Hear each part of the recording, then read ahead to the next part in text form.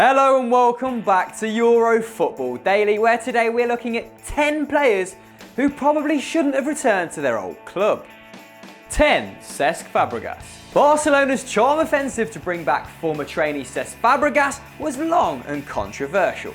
The Catalan had become Arsenal's youngest ever player back in 2003 and later was made club captain, but Spain's World Cup celebrations saw him dressed in a Blaugrana shirt and he eventually went on strike to get his move. However, Fabregas just won one major trophy at Barcelona, a single La Liga title, and the Champions League eluded him yet again. Deployed as a makeshift centre-forward, Cesc scored 42 in 151 for the Blaugrana, but was regularly booed and left for Chelsea in 2014, admitting the majority of Barca fans didn't like me anymore.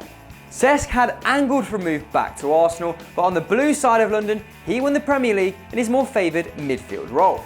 9. Younes Kaboul. After spending time on Wearside with Sunderland, Younes Kaboul is now at Watford and actually has the rare distinction of having been signed twice by Tottenham. First acquired as a 21-year-old from Auxerre, Kaboul did not charm Juan Ramos and left for Portsmouth. 18 months on, Kaboul got a January switch back to White Hart Lane, joining up with former Pompey boss Harry Redknapp and narrowly avoiding relegation with the South Coast outfit. This time, he made nearly 200 appearances, even earning 5 caps for France. Tottenham's outlay for the Frenchman ended up at £11 million, a steep price to pay for an error-prone defender. But they did win the Vodacom Challenge in 2011, so swings and roundabouts, guys. 8. Mathieu Flamini. In his first period with Arsenal, Mathieu Flamini was the muscle next to Cesc Fabregas, putting out fires and allowing the Gunners' creative talents to shine. He won an FA Cup in London and featured in the Champions League final back in 2006, but went home trophyless. After 4 years with Milan, Flamini returned to the Emirates in 2013. Wenger admitted that he'd been reluctant to re-sign his countryman, but Flamini convinced him, and he started well, playing the destroyer role as Arsenal raced up the league. Unfortunately, the title challenge fell away, and Flamini gradually lost his place and the favour of the fans, becoming a symbol of the club's unwillingness to buy what they needed. He eventually left in 2016, though Flamini did set a record in London, going 55 home games before he finally lost at the Emirates. 7 and 6. Clarence Seedorf and Filippo Inzaghi. Milan legends Seedorf and Inzaghi combined for 731 appearances for the Rossoneri, as well as winning 2 Serie A titles and 2 Champions Leagues together. Seedorf also won the Champions League with Real Madrid and Ajax, whilst Inzaghi picked up another league win with Juventus and the World Cup.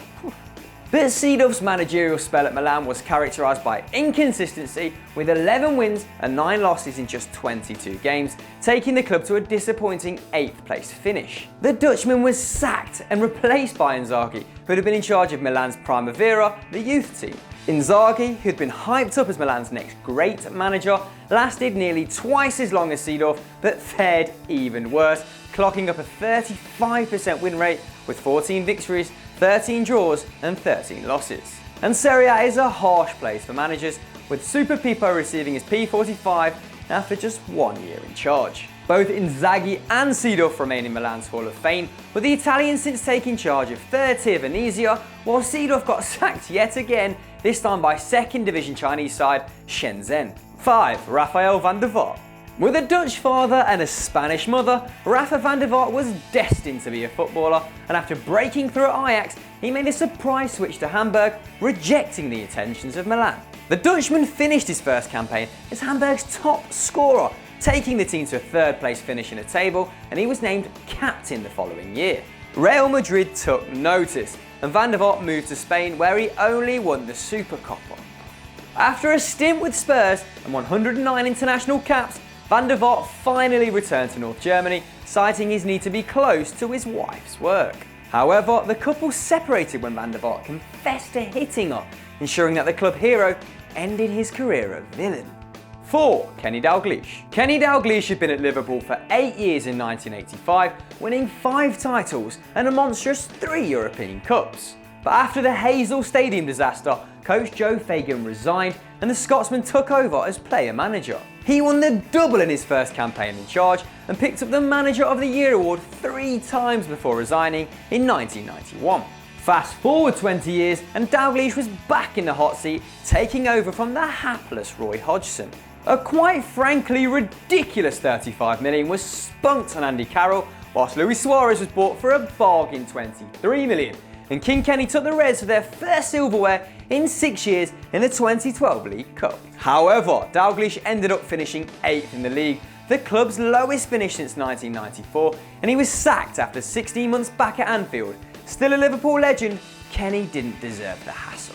3. Kaka. In his youth, Kaka was one of the most exciting attacking midfielders in the world. Capable of beating opponents with skill and pace, gifted with vision and an eye for goal, Kaka scored 70 goals and assisted 28 in more than 193 league games and hit 10 in 15 on the way to Champions League glory in 2007. Real Madrid came calling and paid 70 million euros for his services back in 2009, briefly making him the second most expensive player in history. But his career never really caught fire in Spain. Supplanted by Mesut Ozil and perennially crocked, Kaka returned to Milan after 4 years away on a free transfer. He bagged a respectable 7 goals and 6 assists in 30 league games, but the Rossoneri failed to make the European places just 7 years after they won the continent's biggest prize. Kaka left again, this time heading for America and a healthy paycheck. 2. Nicolas Anelka. Nicolas Anelka was produced by Paris Saint-Germain and left for Arsenal when he was just 17 for £500,000, a pretty sizable fee for a teenager back then. In his second year in London, the Frenchman netted 17 in 35 in the league, and Real Madrid paid a record £22.5 million for Le Sulk back in 1999. But after just 1 season, Anelka was back on the market, and that should have been enough of a warning, but PSG went back for their former star, giving Los Blancos £20 million for their money back for the forward. But 10 goals in 2 seasons later, he was once again booted out of Paris. In the end, PSG lost £19.5 million on a player they produced and got under 20 goals for in exchange.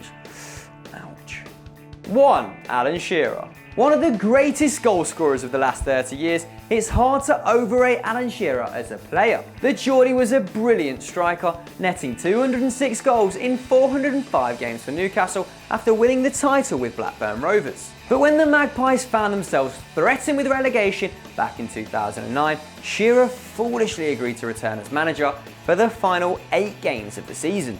Newcastle were languishing in 18th, and that's where they remained, with Shearer overseeing a run of 1 win, 2 draws and 5 losses as the club dropped into the Championship. 5 points out of 24, 4 goals scored and 10 conceded is hardly the stuff of dreams, and Shearer was not offered the job on a permanent basis. Sadly, he left St James's Park for the second time, not as a hero, but as a failure.